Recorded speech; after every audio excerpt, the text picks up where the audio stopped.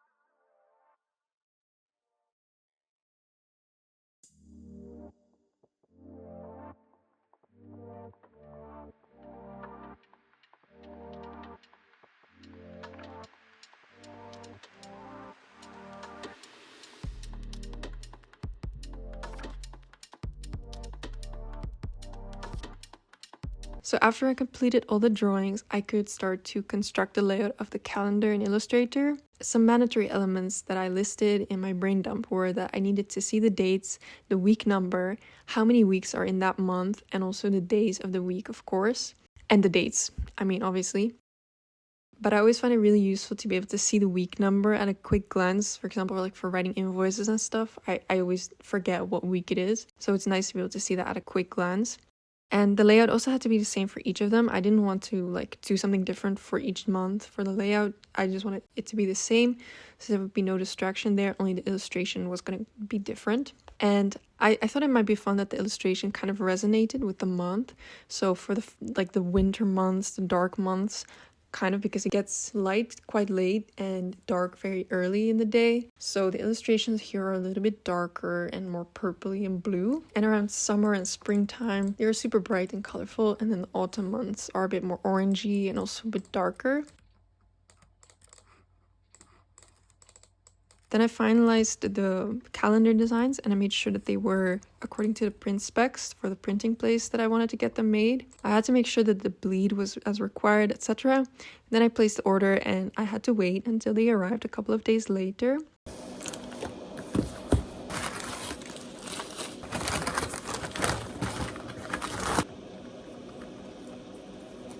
So this is how they turned out. I've used this printing place before and I really like how they handle illustrations like this because I always draw them on my iPad in RGB.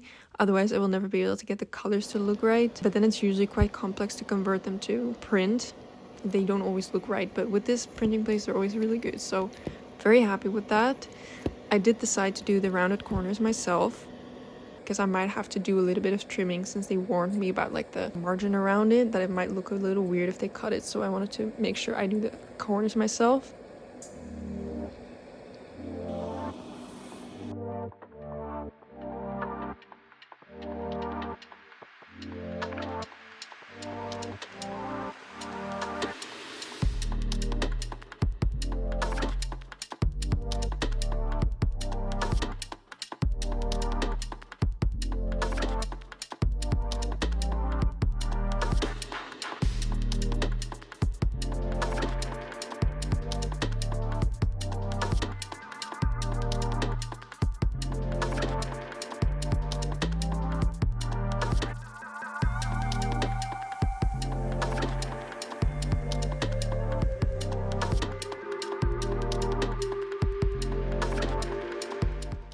I did decide to do the rounded corners myself. I'm just doing this with an Amazon corner cutter that I bought. It's really nice and I highly recommend if you're working with print or packaging. So that's the last step that we still need to do.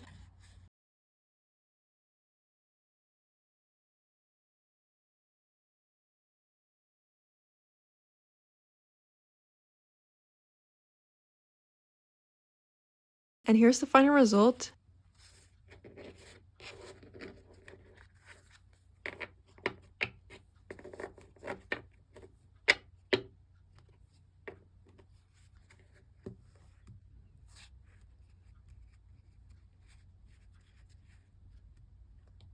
I had to improvise a little bit with the stand or how to put it on my desk, but you can just lay it flat as a stack of paper if your desk isn't too cluttered though. But I think it works either way. But I really like what it looks like with the minimal layout and then illustration that completely brightens it up and contrasts with that. So I'm very happy with how they turned out. And you can just cross off the day and then just keep track of everything like that, and then write some notes in the back if you want to, some specific or important dates that you want to remember or anything like that. You can just write them on the back. And I got several printed, several sets, so that I can give them to friends or clients for the new year. But do let me know if you guys would also be interested in this mini desk calendar type of thing. And I really hope you enjoyed this video for the process and getting a little bit more of an insight into the illustration process and how it's built up with the time lapses and everything. And I hope that this video is also a reminder to just create whatever ideas you have in mind, also if it's just for fun. So have fun designing, and thank you for watching.